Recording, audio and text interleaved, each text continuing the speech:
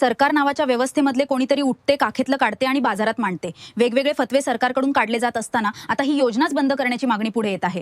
नमस्कार लाडक्या बहिणींनो, लाडक्या बहिणीच्या संदर्भात एक महत्वाची बातमी समोर आलेली आहे की लाडक्या बहिणीचा जो काही मे महिन्याचा 23वा हप्ता प्रलंबित आहे तर तो नेमका आता कधी मिळणार, त्याच्यासोबतच ज्या बहिणींचे मार्च आणि एप्रिलचे पैसे मिळालेले नाहीत तर त्यांच्यासाठी त्यांना काय करावं लागणार आहे, आणि ज्या बहिणींचे हप्ते 15व्या 16व्या पर्यंत आले किंवा काही दिवसांपर्यंत आले ई केवायसी करून सुद्धा किंवा ई केवायसी ची प्रक्रिया पूर्ण झाली नाही, ज्यांचे पैसे थांबलेले आहेत, तर अशांसाठी सुद्धा सरकारकडून सूचना प्राप्त झालेल्या आहेत.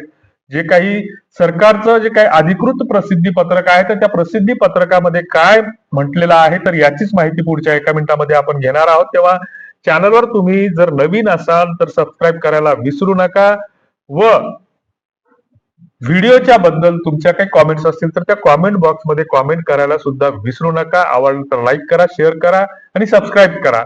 तर बहीण भावांनो, की गेल्या 1 तारखेपासून तुम्ही सातत्यानं दररोज वेगवेगळ्या माध्यमातून बातम्या पाहत आहात की लाडक्या बहिणीचा हप्ता आज वितरित झाला, या बहिणींना SMS आला, त्यांना SMS आला, यांच्या खात्यात जमा झाले, त्यांच्या खात्यात जमा झाले, खुश खबर, बहिणी नाचायला लागल्या, बहिणी खुश झाल्या, या 12 जिल्ह्यात आले, त्या 12 बँकात आले, असं झालं तसं झालं, या अशा अनेक प्रकारच्या शीर्षकाच्या बातम्या तुम्ही पाहिल्या असतील, ऐकल्या असतील, वाचल्या असतील. मात्र प्रत्यक्षात लाडक्या बहिणीच्या खात्यामध्ये पैसे जमा झालेले नाहीत. सरकारकडे ज्यावेळेस पैशाची तरतूद होते तर त्यावेळेस सरकार त्याबाबतचं पत्रक काढत असतं, प्रसिद्धी पत्रक काढत असतं, आणि गेल्या 2 दिवसापूर्वी सरकारने याबाबतचं पत्रक काढलेलं आहे की त्याच्यामध्ये सांगितलेलं आहे की वित्त विभागाकडून आता या पैशासाठीची तरतूद झालेली आहे. सरकारने त्याच्यासाठी निधीची उपलब्धता करून दिलेली आहे आणि त्याच्यासाठी 18 जून ही तारीख सुद्धा सरकारकडून सांगण्यात आलेली आहे.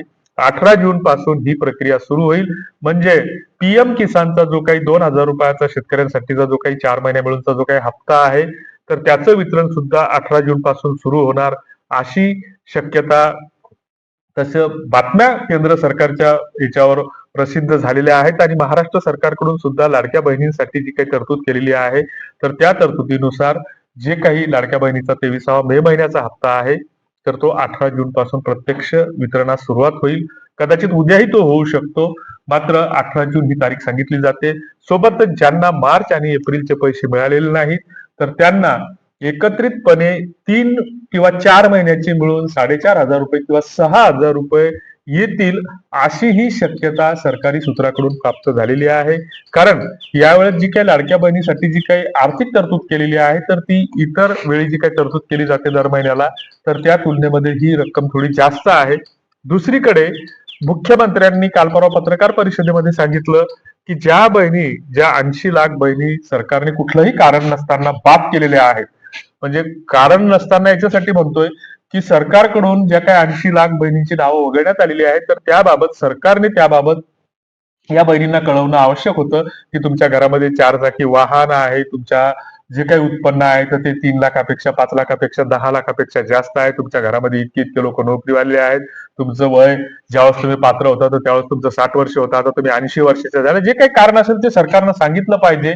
आणि मग याबाबत बऱ्याच ठिकाणी अनेक बहिणींनी मेलद्वारे, पत्राद्वारे निवेदन दिली सरकारकडे.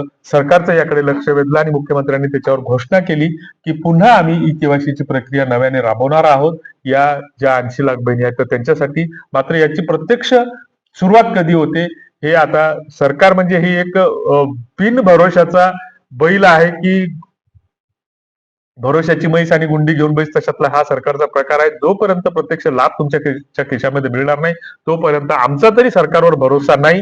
तुमचा जर असेल तर कॉमेंट बॉक्समध्ये नक्की लिहा.